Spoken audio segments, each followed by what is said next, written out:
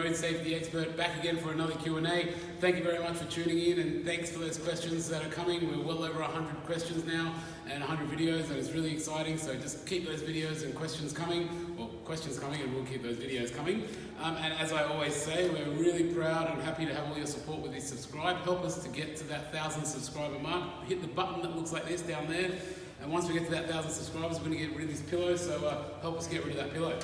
Alright, so today's question is sort of multi-layered and talking a little bit about lap sash seatbelts, but in particular, and wheelchair occupants, but in particular, a particular product that can help you achieve that. So the first and foremost, which we'll link a couple of the videos down below, we have covered, for example, if it's a legal requirement for you to wear an over-the-shoulder lap sash seatbelt, and a couple of videos on how important it is for you to wear over-the-shoulder seatbelts. So we're not going to cover that in particular, that topic today. It's going to go based on the assumption that that this is the main mode of transport we are trying to achieve for everybody, and it is the minimum standard we need to achieve for everybody. So on that point, one of the issues that we have when we're modifying vehicles or looking at vehicles to modify is often we don't have structural sort of, supports on the actual vehicle for us to modify, and then we can't connect the seatbelt to. So one of the common, if you'd like to call excuses within our industry is that, we can't put an over-the-shoulder lap sash seatbelt for you as the occupant because there is no structural integrity in the side of the vehicle for us to be able to connect any sort of anchorages for, or it's too far away, or there's various reasons for that. So what basically has been designed and developed through our company, Mobility Engineering, is a steel frame that can help to be mounted anywhere in the car that can help to integrate that point. So it'll all sort of make sense as this video, watch it all the way to the end, and it'll all make sense how it works and what I'm talking about, if you're a little bit confused at the moment. So in a vehicle, if we can pretend, let's say this is like the back of a van or the back of a station wagon, and I've got no side wall of my vehicle there, I've got nothing that I can connect my top anchorage point for my seatbelt, right?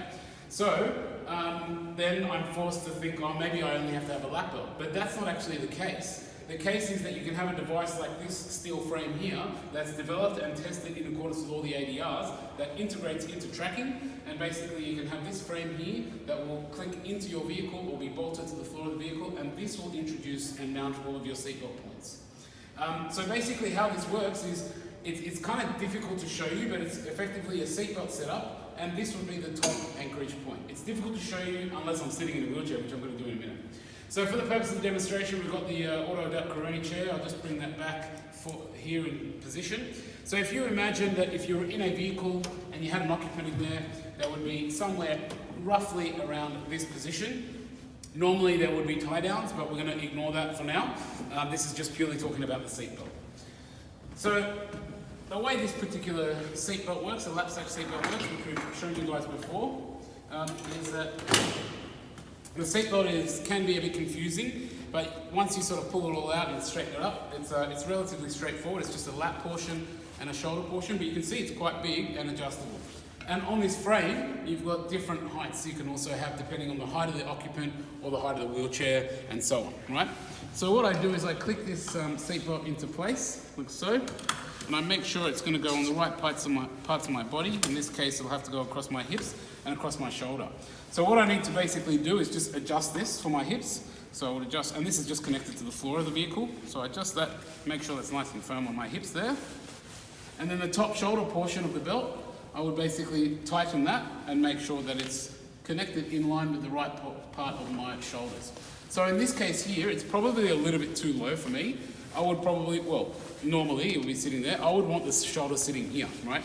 So in my case, I would want this frame to be a little bit taller, or I would want this adjusted a little bit higher, or I might put my seatbelt, my wheelchair a little bit further forward, and then that will allow this seatbelt to go up a bit. Ideally what you want is you want it to sort of just be sitting right there on that shoulder, not down here and not against your neck, all right? But that's, I guess, a whole different sort of topic. The main topic is what is this frame and how does it work? And basically it's a frame that allows you to have a full over-the-shoulder lap sash seatbelt for your wheelchair occupant. It bolts into the floor, or it can integrate into tracking. It has multiple different, height selectors depending on the height of the occupant, and it can come in different heights as well. So that's called the mobility engineering A-frame, and that helps you to have I guess explains what that is, which was the Q&A that came in, and also what it does, and it helps you to have a lap and sash set up for the wheelchair occupant, regardless of the vehicle structure around you. Thanks very much for tuning in. That's basically the end of that video. See you next time. Just keep sending in your questions, hit that subscribe button, and see you next time.